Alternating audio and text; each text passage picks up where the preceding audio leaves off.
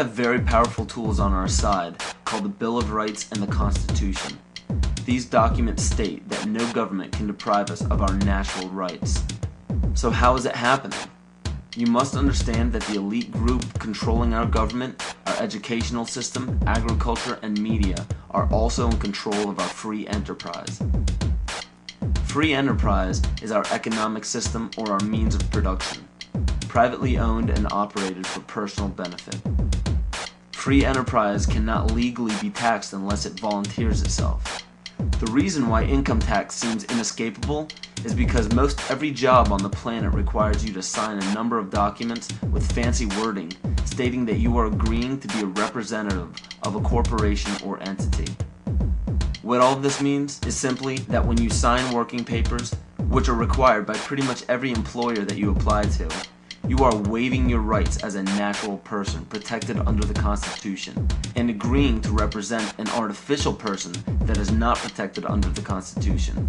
It's difficult to avoid because if you do not sign the document waiving your rights, you won't get the job. So why does every employer voluntarily pay taxes, which leads to the requirement of those documents? Because without doing so, the business loses all state and federal benefits provided to private or commercial business. And furthermore, most people simply accept the mistruth that income tax is required by law without investigating it. When your name is presented on a document with the first letter of your first and last name capitalized, it represents capitis diminutia minima, which occurs when a man's family relations alone were changed. It's a minimal loss of rights. When your last name appears in capital letters, it represents capitis diminutia media, which occurs when a man loses his rights of citizenship but not his rights to liberty. This means you can be fined and penalized but not enslaved or imprisoned.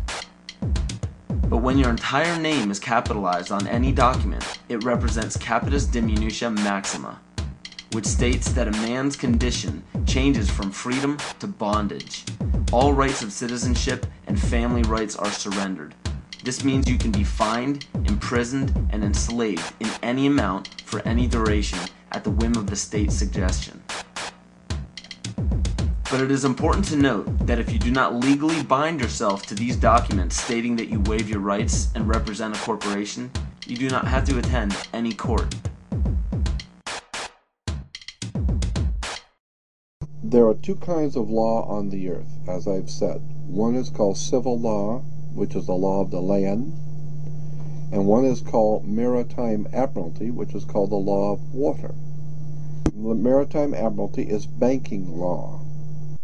So consequently, the corporation and government and people who want to control you, they create a second you, and that second you that they control, that they created, is all capital letters.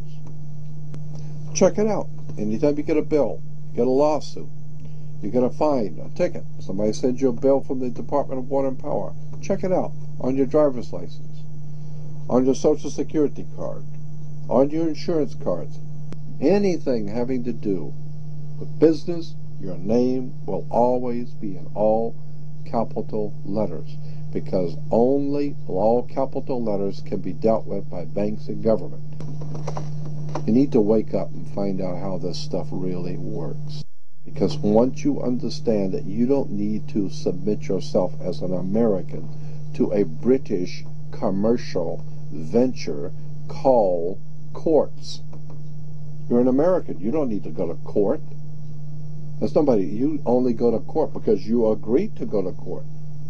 When they send you a subpoena to court or a summons to court, and they've sent you something, you look at it and say, hey, Jack, that's not me.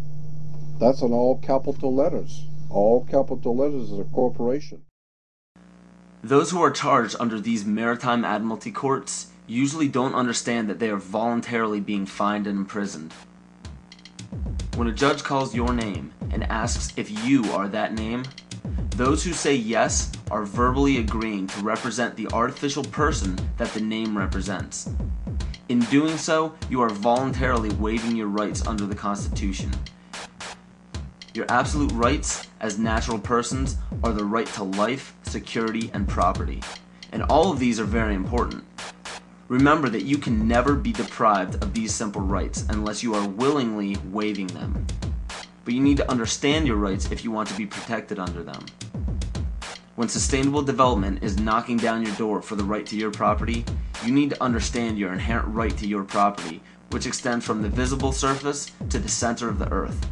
Your property cannot be legally taken from you unless you have waived your rights to it. And as stated before, we also have the right to bear arms. This is equally important. The single largest armed group in the world is the American public. The very knowledge that Americans have these firearms keeps us safe from a police state. I do not advocate the misuse of firearms, but I believe every single American should have the right to own them. Consider a firearm like health insurance or life insurance. You hope that you'll never have to use it, but you'll never forgive yourself if you need it and don't have it. And my suggestion, if I were being asked my opinion as to what we might want to do, my suggestion is this: don't ever give up your firearms. A couple of years ago, my parents and I went to a cafeteria in Texas on a bright sunny day. We weren't in a dark alley where we weren't supposed to be. And as you all know the story, this madman drove his truck through the window. And he began shooting. Well, immediately, my father and I got down on the floor and put the table up in front of us. And this guy kept shooting. And you're thinking, well, you know, what could it be? Is it a robbery? That's the first thing that generally comes to mind. And he keeps shooting. It took me a good 45 seconds to realize that this man wasn't there to commit a robbery. He wasn't there for a hit. He was there to simply shoot as many people as he possibly could. I can tell you that I'm not mad at the guy that did this. As he continued, it was obvious that he was a madman. My father at that point said, I've got to do something. I've got to do something. He's going to kill everybody in here. And he rushed the man. No way. The guy turned, shot him in the chest. He went down, was obviously mortally wounded. For whatever reason, that made the man change directions and go off to my left. Shortly thereafter, someone at the back of the restaurant broke out a window.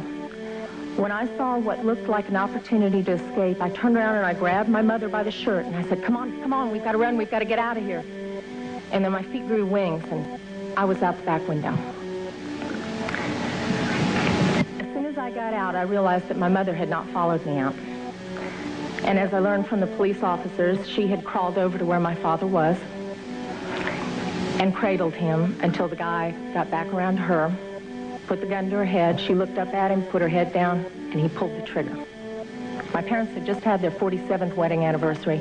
She wasn't going anywhere.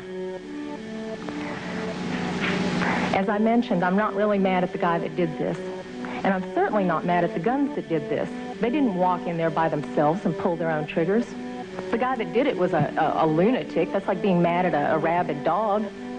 I'm mad at my legislators for legislating me out of the right to protect myself and my family. I would much rather be sitting in jail with a felony offense on my head and have my parents alive.